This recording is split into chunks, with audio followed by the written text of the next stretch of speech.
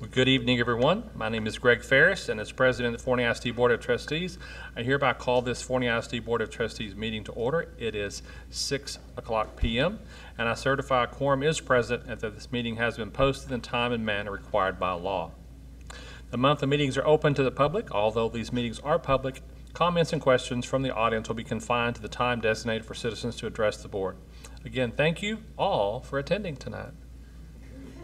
At this time, we'll take item 12 out of order, and our board will convene into closed session. Thank you.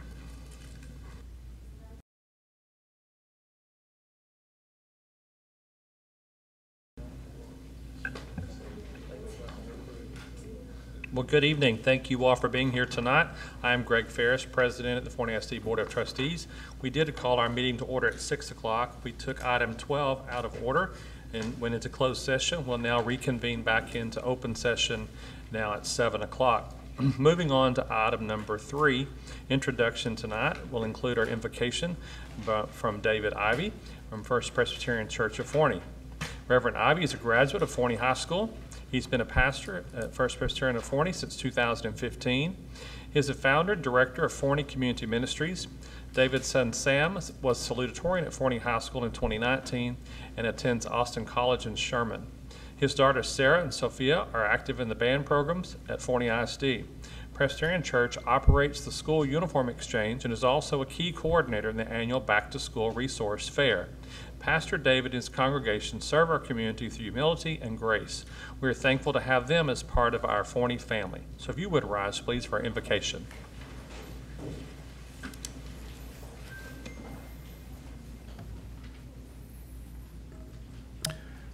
I invite those of you who wish to join me in a spirit of prayer.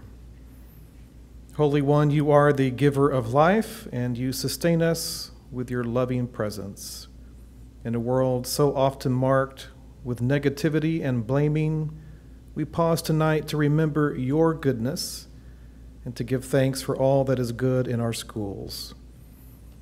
We thank you for the teacher who drove to school very early this morning with a passion for inspiring students to learn, who is working at home right now and will get up again tomorrow with that same commitment. We thank you for the student who deals with stress at home and feels misunderstood by peers, but somehow will discover a skill and carry that spark into a better future. We thank you for the parent who works nights and weekends but still invests energy in her child's education. We thank you for the cafeteria worker who smiles at students and calls them by name, and for the one who takes pride in a polished floor and clean restrooms. We thank you for the bus driver who drives double routes, doing what he can to get students to campus and back home as quickly and safely as possible. And we thank you for the administrator who hears all day long how they didn't do this right or got that wrong, yet they continue to exercise wise judgment and lead with a steady hand. For all these good things and so much more, we give you thanks tonight. But most of all, we are grateful that by your great mercy you provide everything we need to live as a people of grace. So guide us tonight and always, that we may listen well and seek understanding, promote an environment of respect and trust, and make decisions that protect the common good, and to help us treat each other with kindness. We ask this in your holy name. Amen.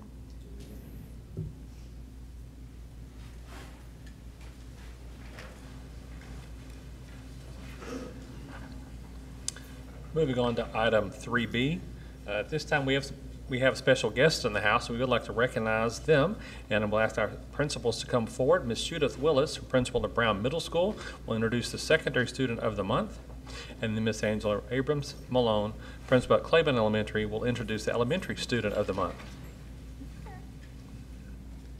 Good evening, Dr. Terry, President Ferris, Forney ISD board members and cabinet members. It's my privilege tonight to present the Brown Middle School Student of the Month, Miss Jessica Nashid. Just give me a minute. little. Jessica is an 8th grade student at Brown Middle School. She received multiple nominations for this recognition from our faculty and staff. Those nominating her said, "Jessica is so helpful and always has a smile on her face. She is an amazing student who is always positive and polite." Jessica's family, her parents, are here to support her tonight. She is the daughter of Christina and Ahmad Nashid. She also has 2 sisters in our district. Her older sister, Carmina, is a student at North Forney, and younger sister, Emily, is at Smith Intermediate. Jessica is an honor student at Brown. She is taking high school credit courses as an 8th grade student. She leads our campus daily in our pledges, and she is involved in our award-winning Advanced Theater Arts program. Wanted to take a moment to share something that Ms. Bentz, our theater arts director, had to say about Jessica. She said she is one of the best student leaders she has ever had in our theater department. When choosing a stage manager for our productions at BMS, Jessica is a clear top choice. She fulfills that important role beautifully and leads her peers in a mature and kind way. She is an outstanding, eager, and positive student with a go-getter attitude. Ms. Bent says, "I wish she could be in my class all day long. I can't wait to watch and see the impact this motivated young lady will have on the world as she grows up." In addition to her rigorous academic coursework and her school activities, Jessica plays soccer. She's a defender on her soccer team. She enjoys reading, especially manga, and loves to watch thriller movies and crime shows. She tells me that listening to music is what keeps her alive, and she especially likes 90s rap. After high school, Jessica plans to attend a 4-year university. Well, she will major in pre-med, and she ultimately wants to become a surgeon. I just can't say enough great things about our Student of the Month, and it is my honor again to present to you Miss Jessica Nashid.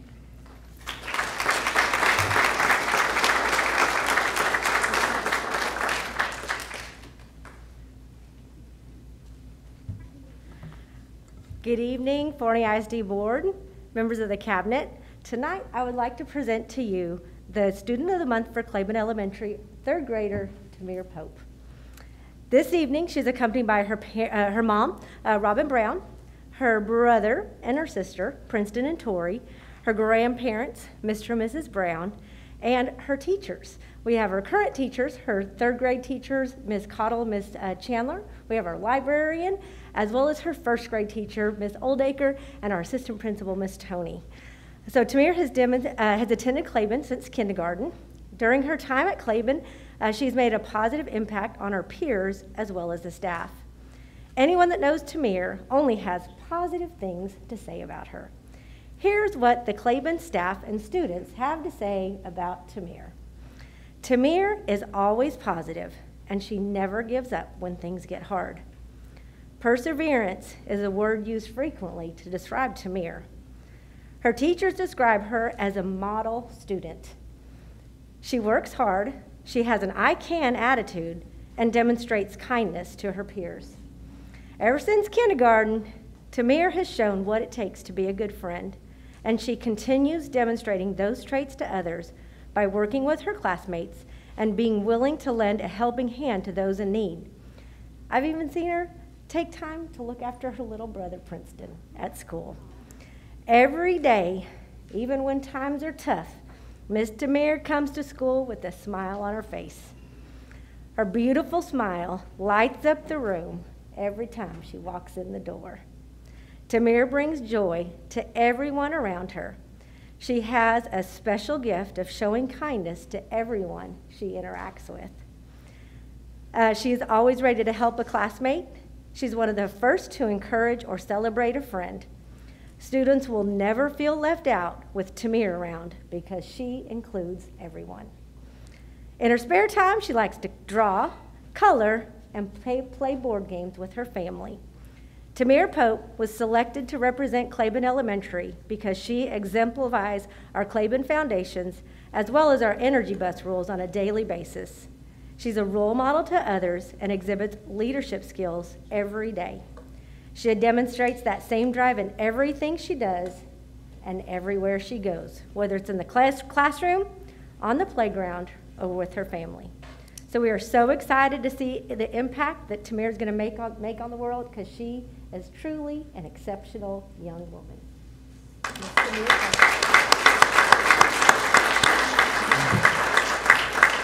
Let's rise for the pledges, please.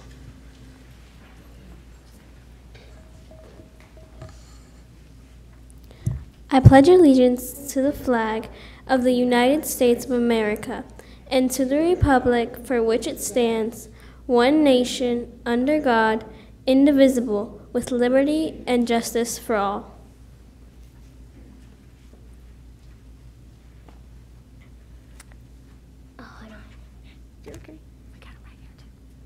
Honor the Texas flag. I pledge allegiance to thee, Texas, one state under God, one and indivisible.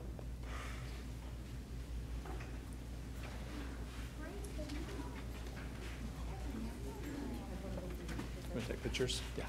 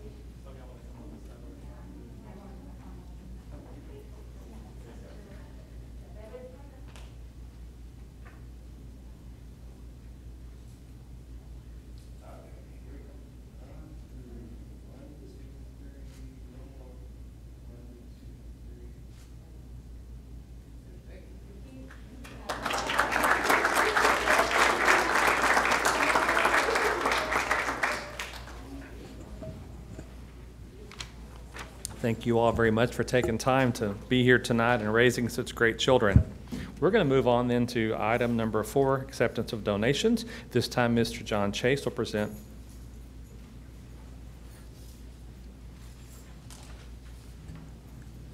Check. Is mic on? That's my pleasure tonight to introduce Connie Schaefer. So, Connie, if you'd like to come up while I introduce you. Connie is a sales executive for TXU. It's been assigned to support our account. Forney ISD selected TXU as our electricity provider about a year and a half ago. Before the change in the providers, the district was paying 5.3 cents per kilowatt hour, and after the change, our rate dropped to 3.8 cents. And so this contract was locked in for a 9-year period, and we're expected to save around $1 million over the life of this contract. So in April, Connie actually informed me Forney ISD was also eligible to participate in TXU's GREENBACK program. This program is designed to help fund energy-efficient projects. With the help of Jeff Fisher and Gallagher Construction Services, we were able to identify a project that would qualify for the program. The district had installed LED lights during our Forney High School library remodel tonight, and I'm happy to announce that this project was approved for the rebate program. So now I'm going to turn it over to Connie and let her say a few words and announce exactly how much we got. So, Connie, there you go. Thank you, and thank you, School Board, for having me here tonight. I'm very proud to have partnered with you guys this year on your contract, and we actually, John and I started this process, I believe, back in 2019, so it's been coming for quite a while. I do want to say you guys have elected the perfect person for the job because he met me at the door and took the big check and the actual check. So he got your money for you right away, just in case I didn't make it this far. But really, I don't really have a lot to say other than we appreciate being able to partner with you guys. I do want to say that the check is in the amount of $22,000. So hopefully that'll go a long way toward your lighting retrofit that you did, and we look forward to a long-term future with you guys. I know that John and I have worked closely over some of the projects with the new junior high campus and I believe the elementary school that's being built. So hopefully he'll be glad to say that he's got a face with a cell phone number that he can call at DXU. And believe me, it's worked in the middle of the night sometimes when they need things done really quickly. So, but anyway, we are proud to be your partners and look forward to many years of service with you.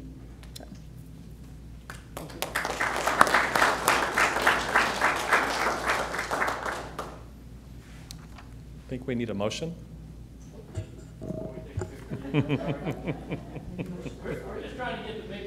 They're so anxious to get the money. Because it is over a certain amount, we do have to make a motion to accept this donation. Do I have a motion from the board? Mr. Ferris, I move that we accept the donation as presented. Here, a motion from Mr. Johnson. Do I have a second? Second. Mr. Andrews, all in favor say aye. Aye. Any opposed? And I hear none. I didn't expect any, but we got to do that anyway. Now we can take a photo.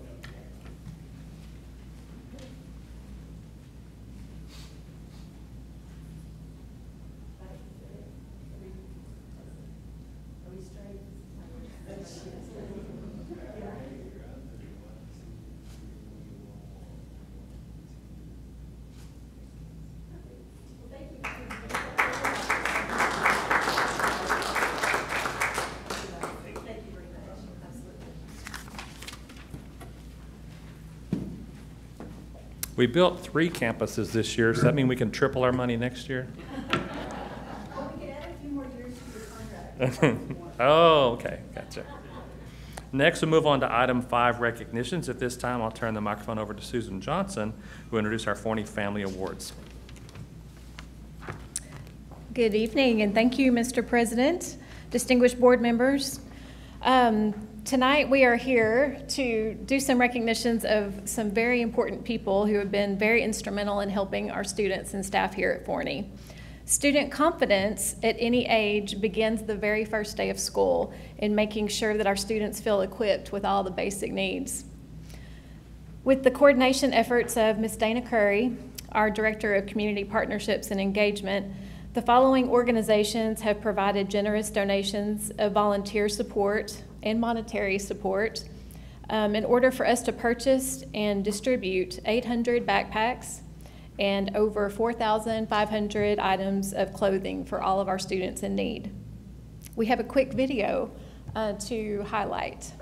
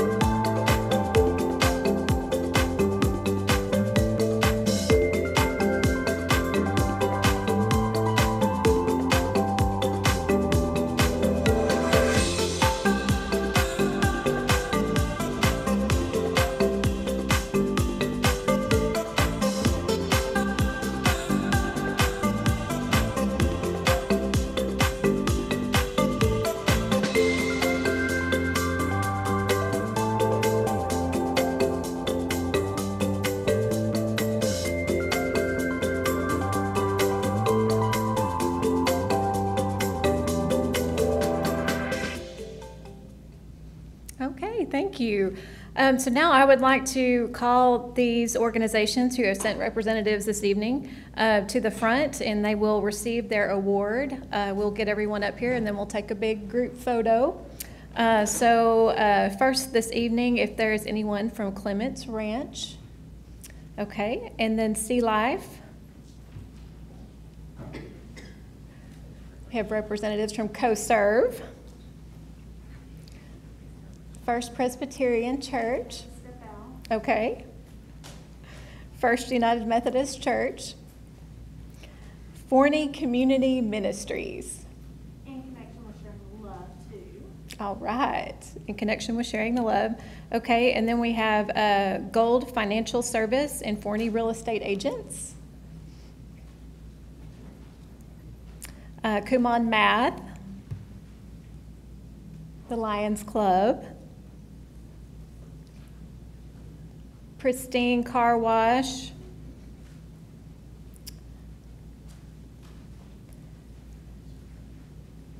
Rely on Credit Union. Sticky Ribs. Texas Infinity Air. And Trinity Valley Electric Co-op. They are here with us this evening, and thank you again to these partners for their wonderful service to our Forney family.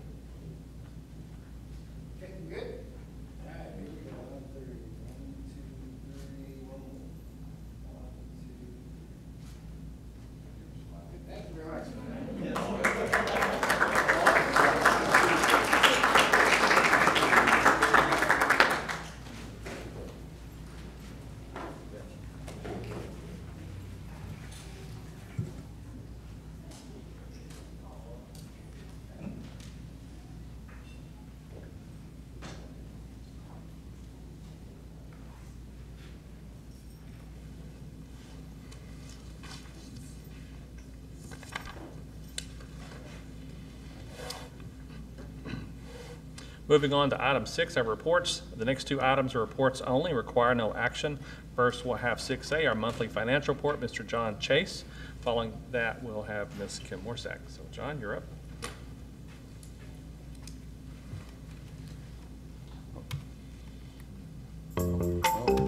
Stop. Sorry. All right, how do I get out of here? Pick up something around down here. How about just launch it from here? Present. My apologies. Kind of had user error here. Tonight we're here to talk about our financial results for the month of July. This is the beginning of our fiscal year, so there's not a tremendous amount of activity to report in July, but just to start off with, in the general fund, we had $845,000 of revenue. It's not a big revenue month. As far as tax collections or cash collections go, we still get $6 million or so from the state. That was actually, the revenue was recognized in the prior year, but we didn't get the cash until July. So, that's why the revenues looks as low as it does. Normally, it's higher than that. Moving on to expenditures, again, it's about kind of a slower month for us. Most of our salaries don't start accruing until August when the teachers return back from summer break, but we had $4.4 million of expenses. The year-to-date revenues and expenses are going to be exactly the same since it's only 1 month. We are 1% collected on revenues and 4% expended on our appropriations. And these are pretty well in line with where we were. In fact, I think it was exactly the same percentages in the prior year. Moving on to food service. Last year, as you know, we had a slower food service operation because we had several students that were at home and not participating in the program.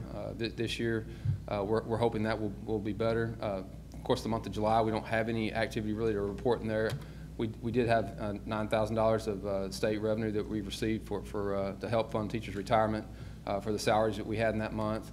We had $41,000 of expenditures. Half of it was salaries. The other half was for some equipment that we ordered to start the year off for the new school year.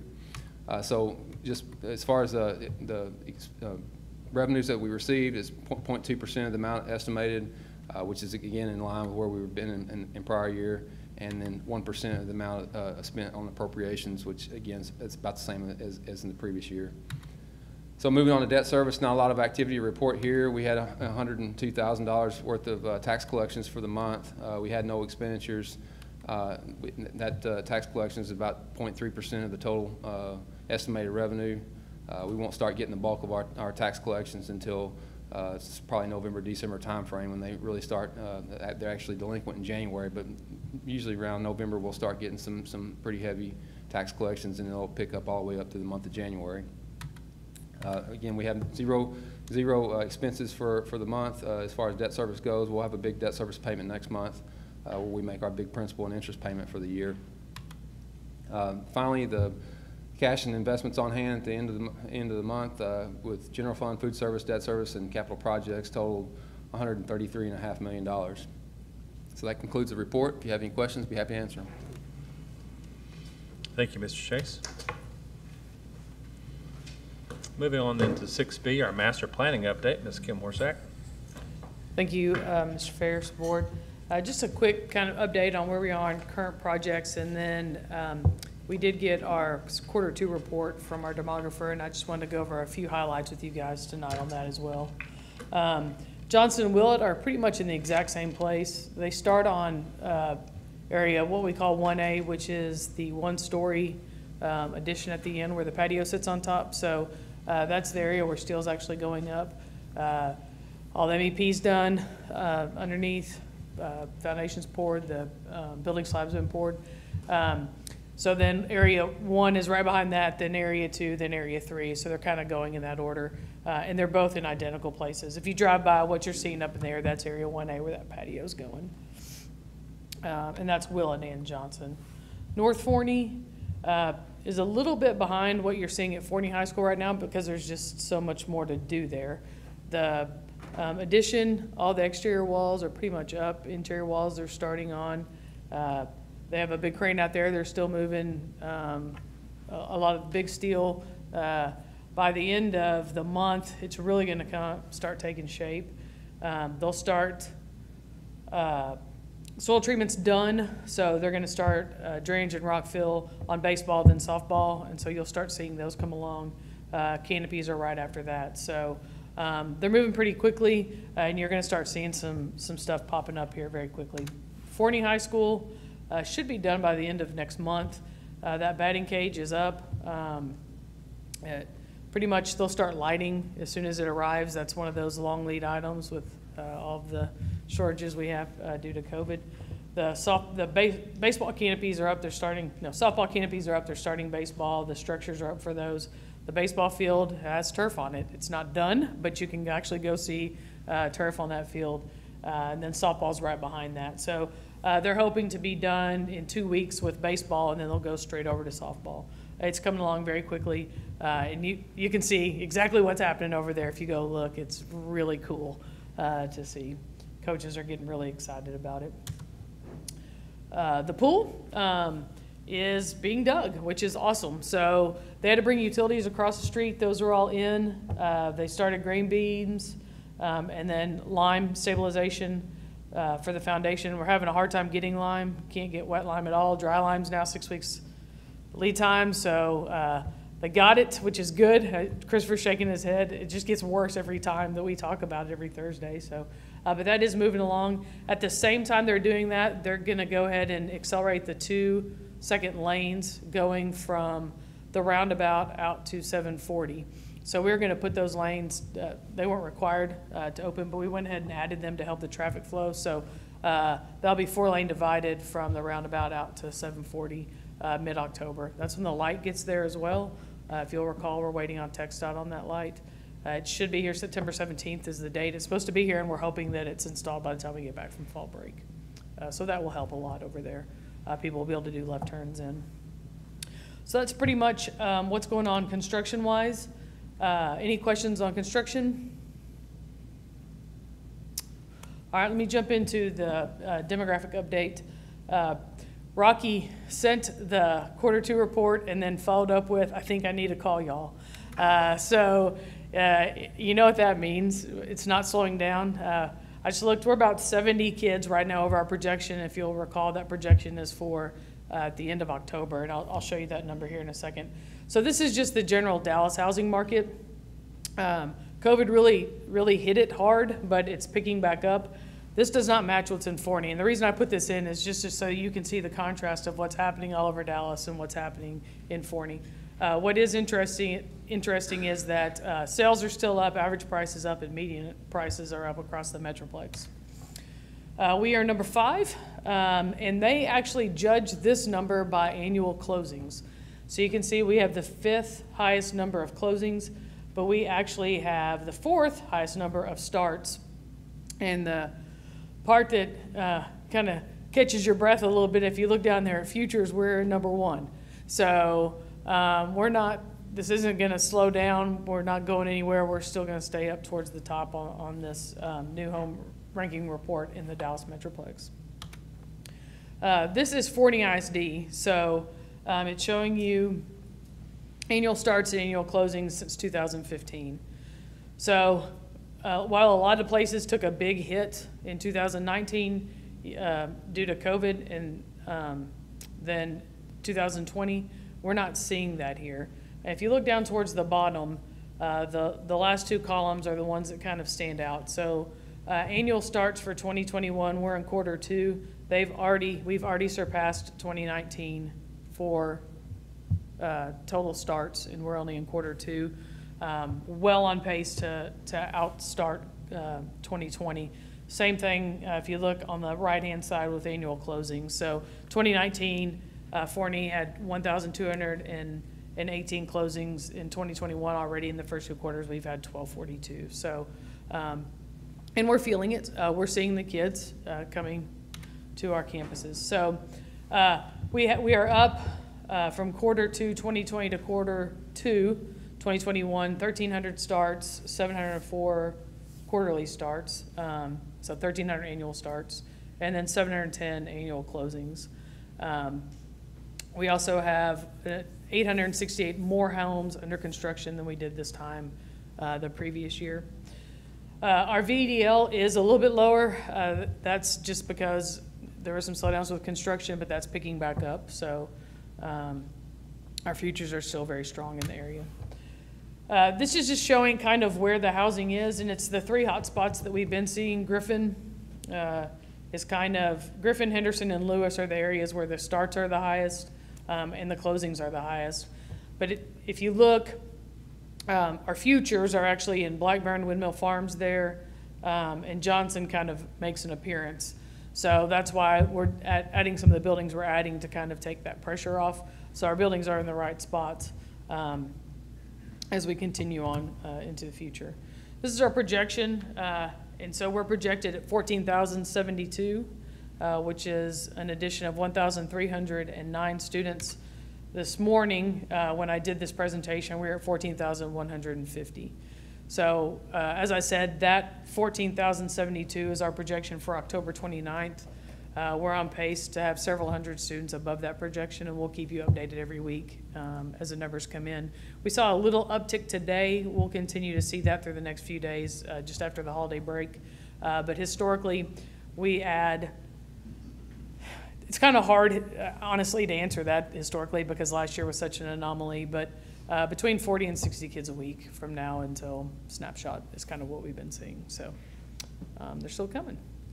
So that is my demographic update, if there's any questions.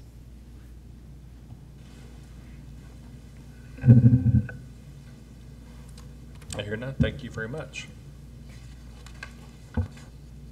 Item 7, public forum. We have no one signed up to speak. Move on to item 8, consent agenda. 8A is approved minutes from July 29th board meeting. 8B, approved budget amendment.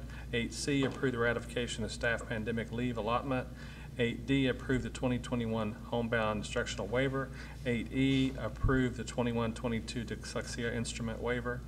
8F, approve the resolution and adjunct faculty agreement with Texas A&M Agri-Life Extension. 8G, approve the purchase of the band towers. And 8H, approve the purchase of student Chromebooks. The board can take action on these separately or collectively. Do I have a motion? Mr. Ferris, make a motion the board approve consent agenda collectively. I have a motion from Mr. Andrews to approve it collectively. Have a second? Second. Ms. Green, all in favor, say aye. Aye. Any opposed? And I hear none. Thank you very much. Moving on to item 9, consideration and possible approval of the resolution by the Board of Trustees of the Forney Independent School District providing for the defeasance and calling for redemption of certain currently outstanding district obligations, directing the board secretary and or his designee effectuate the redemption of these obligations and other matters in the connection therewith. Mr. John Chase will now translate all that. Thank you, Mr. Ferris. I'll try to be brief here, but concise. But as you know, we've talked about this several times during the budget process this year, as well as the last 3 or 4 years. We've kind of gone through this same process, and so what we're here tonight asking you to do is approve this resolution, and it will basically give us the opportunity to call some bonds and pay them off early and save the interest expense associated with that. But just by way of background, you know, our debt service tax rate at 50 cents will generate more revenue than is required to make our February and August 22 bond payments. And so we have the opportunity, again, as I mentioned, to keep that tax rate at 50 cents and to pay off some debt early and to save the associated interest expense, and also reduce our debt service in the years that we call those bonds out of to make, create capacity for future debt service payments. So given our current debt structure, as we've mentioned in the past, administration believes that paying off debt as quickly as we can is in the best interest of the district for a variety of reasons, but primarily just to create additional bonding capacity so that we can build the buildings that we need to serve our students. So just as far as the particulars on the cash redemption, Series 2012 is actually up for to be called on August 15, 2022. What we're looking at and zeroing in on is the capital appreciation bonds that are in this maturity in the dates of 2032 through 2037.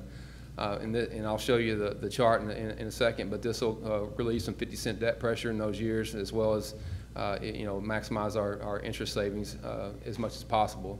The actual redemption cost to what I'm about to show you is going to be $4.1 million, and it's the interest savings that we'll avoid if we had held that to maturity will be $3.7 million. So pretty good bang for our buck to do this. So just looking at our debt maturity schedule by year, as it shows there, in 2022, we got $26.8 million before this recommended cash redemption of $4.1 million. If we do that, that would raise our debt service requirement in August, if you count February and August together, right at $30.1 million. Or excuse me, $30.9 million. And then what that will do is it'll reduce the debt service payments that we would be required to make in years 2032, as I mentioned earlier, through 2037. And you can see in those years, we have, in 2032, the debt service requirement goes up to $38 million. It's a pretty big jump from $32 million to $38 million, and it's about $38 million, $39 million all the way down through there in those years. And so by chipping away at those maturities there, it creates additional capacity and kind of smooths out our debt service schedule. So, and again, we'd save $3.7 million in the process as far as future interest avoidance. So you have the resolution that was provided in your packet tonight. It will give us the ability to adopt a 50-cent tax rate, which is the next, for debt service, which is the next item on the agenda. The resolution basically says that we'll redeem bonds valued at $4.1 million or more, and it'll give the president, vice president, secretary, superintendent, or myself the authority to execute the redemption in the resolution as described. So that's the resolution. Our recommendation is that the board approve that resolution as presented. Thank you, Mr. Chase. Are there any further questions from the board? I hear none. Dr. Terry, what's your recommendation? Thank you, Mr. Ferris. It's always exciting when we can come to you and be able to defease, $4 million plus in bonds. Just want to congratulate the board again on the conservative approach we've taken and the approach to our debt service plan. John's done a great job with this, so we recommend, again this year, continuing with the design and approve this resolution as presented. Thank you, Dr. Terry. May I have a motion from the board? I move that the Board of Trustees adopt a resolution providing for the redemption of certain currently outstanding district obligations. Thank you, Ms. Green. Do I have a second? Second. I have a motion and a second. All in favor say aye. Aye. Any opposed? And I hear none. Thank you, Mr. Chase. Moving on to item 10, consideration possible approval of the 2021-22 tax rate. Thank you, Mr. Ferris. Just give you a little background on where we're at tonight with the tax rate adoption. As you know, we had a budget and tax rate hearing back in June 28th when we adopted the actual budget. We weren't actually able to approve the tax rate at that time because we didn't have the certified values. We don't get those until July 25th, and so when we received those on July 29th, the board proposed the tax rate.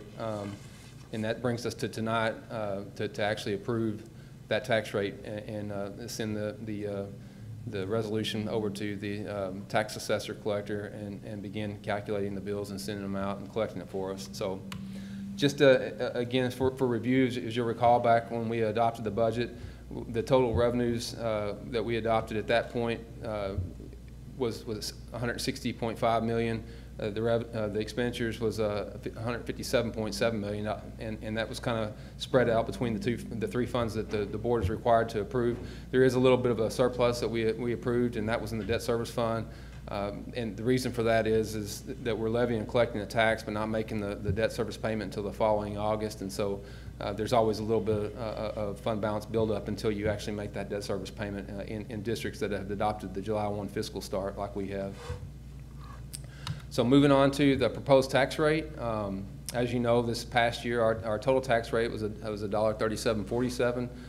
The breakdown on that was M&O was 87.47 cents, INS was 50 cents, and our proposed rate that we proposed back in July, end of July, was 87.20 for maintenance and operations, and 50 cents for debt service, for a total tax rate of $1.3720, and that's a reduction in the tax rate of 0.27 cents.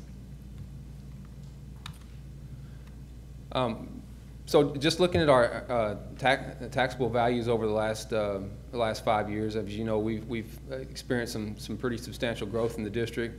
A lot of it has to do with new value. We have some increased appraisals on existing values as well, but a big part of that is new construction, new developments in our district. Year over year, since 2017, on average, we've grown about 16%. So it's a pretty fast growth district, to say the least. It kind of goes along with what Kim presented tonight on, what the enrollment that we're feeling coming into the district. So back in 2017, we had $3.5 billion in taxable value, and now we're up to $6.5 billion 5 years later. So a $3 billion increase over that period of time is pretty substantial.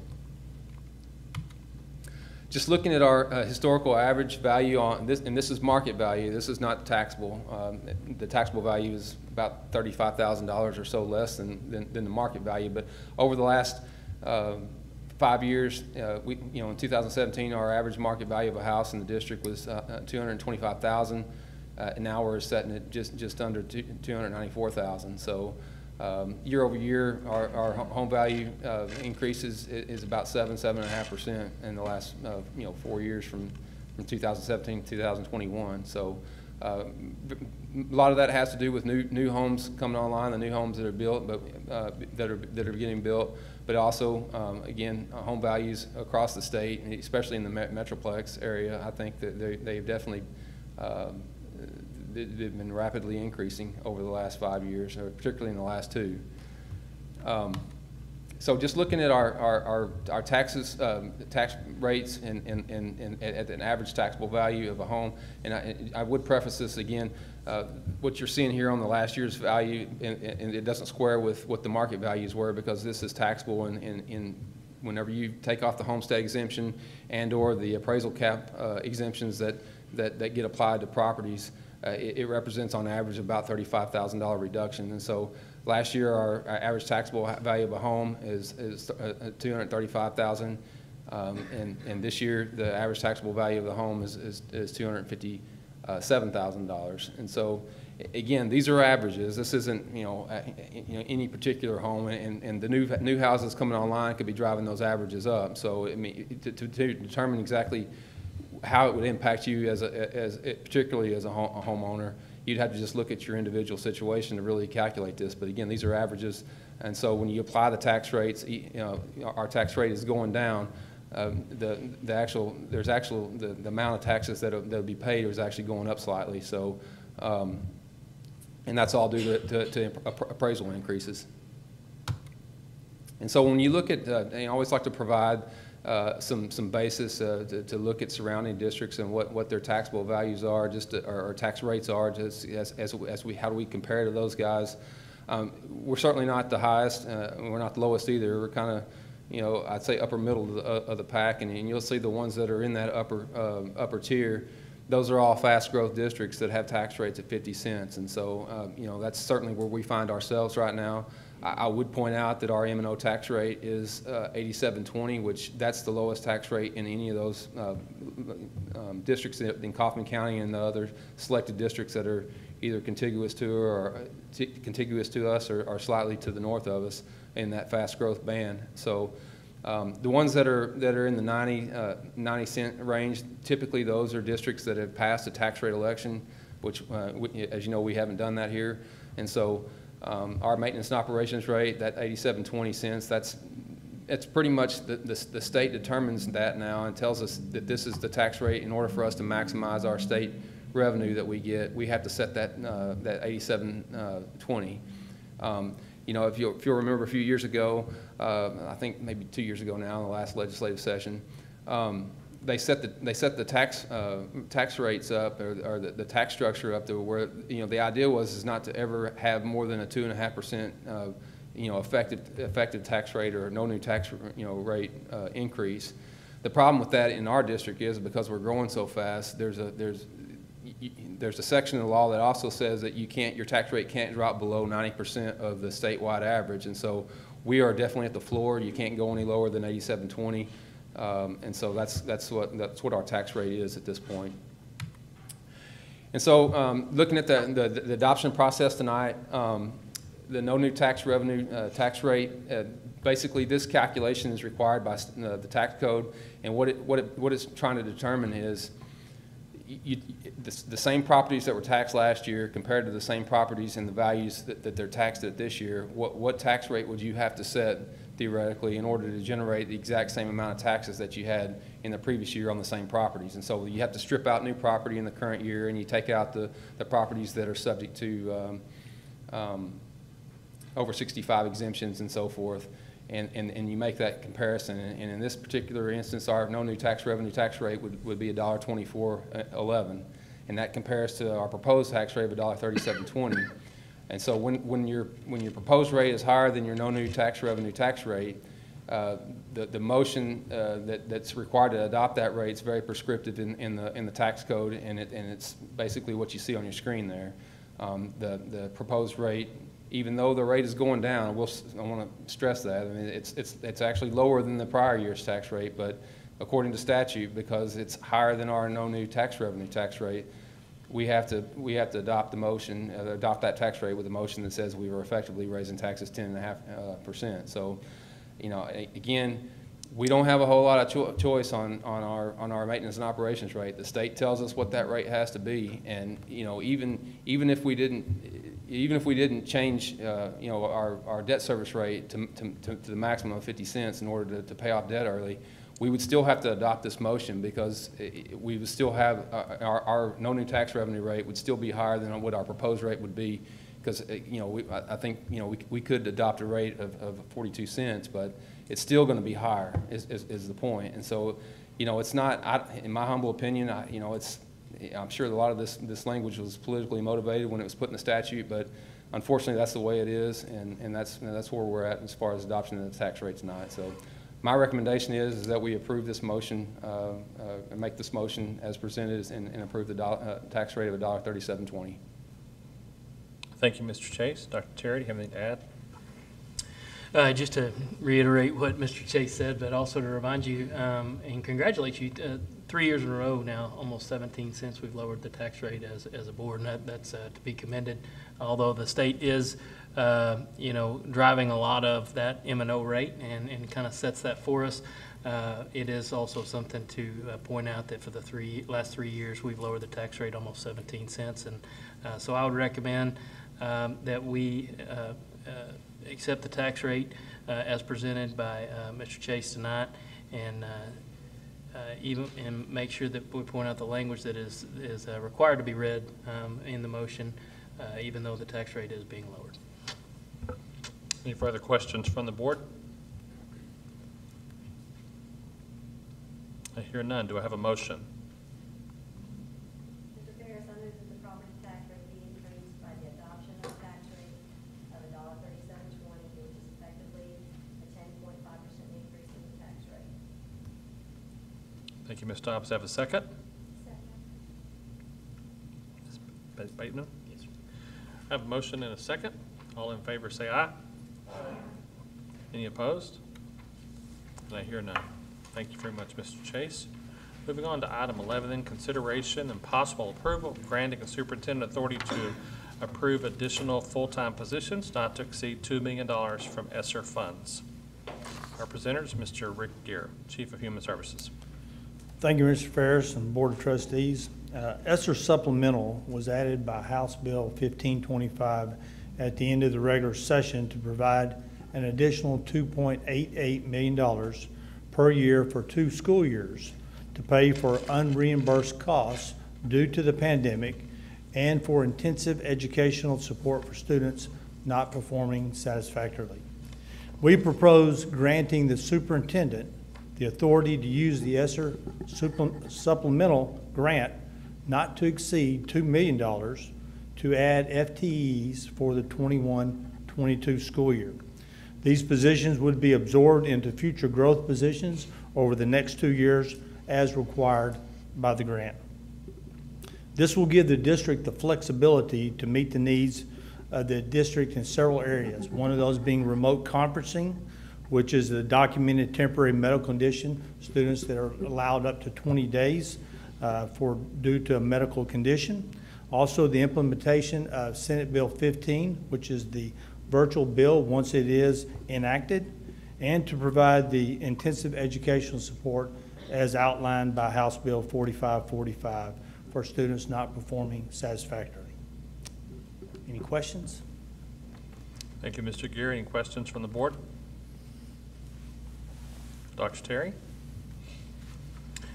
Mr. Ferris, just appreciate what Rick just explained about the ESSER funds, and what this does is normally we would come to you with specific FTE requests with the unknowns of what SB 15 and some of our needs are going to be in the next few months. This gives us the flexibility to really maximize those dollars, and so we will definitely keep you briefed as to those positions and what we are continuing to add. And part of the grant, I would point out, is that all of these positions, any personnel positions that are added in for federal funds, have to be absorbed within by the end of the grant, which is 2 years. So those would have to have a plan identified to absorb those, which we would plan to utilize these as additional growth positions. As you saw Ms. Morsack present, we're probably going to need some more teachers. So we're looking to recommend tonight the granting of the authority to the superintendent as presented by Mr. Gear.